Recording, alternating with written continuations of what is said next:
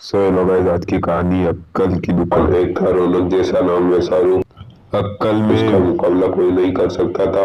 एक दिन उसने घर के बाहर बड़े बड़े अक्षरों में लिखा, यह अक्कल मिट्टी उसका है। घर बीच बाजार में था। हर आने जाने वाले वहां से जरूर गुजरता था।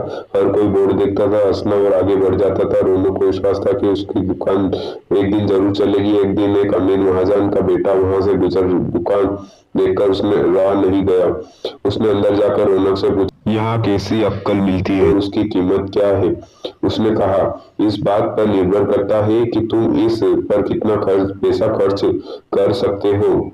गप्पू ने जेब से 1 रुपया निकालकर पूछा, इस रुपये के बदले कौन सी अक्कल मिली और कितनी?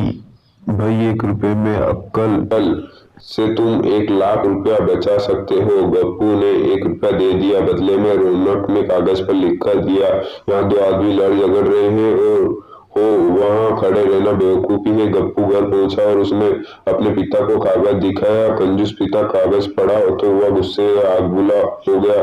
गप्पू को कोसते हुए वहां पहुंचा। अंकल की दुकान, कागज की पर्ची रौनक के सामने फेंकते हुए चिल्लाया, वह रुपया लौटा दो। रौनक ने कहा, ठीक है लौटा देता हूँ, लेकिन शर्त यह है कि तुम्हारा बेटा मेरी सलाह पर कभी अमल नहीं करेगा। कंजूस महाजन के वादा करने पर रौनक ने रुपया वापस कर दिया।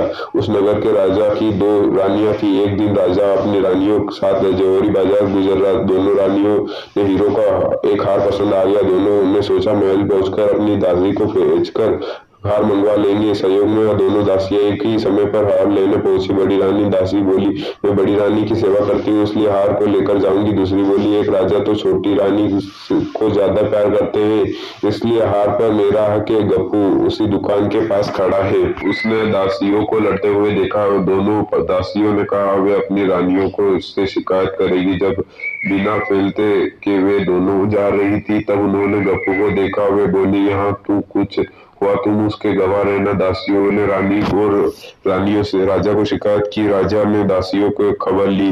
दासियों ने कहा, गप्पू से पूछ लो, वह वहीं पर मौजूद था। राजा ने कहा, बुलाओ गप्पू को गवाही दे के लिए, कल ही झगड़े का निपटारा होगा।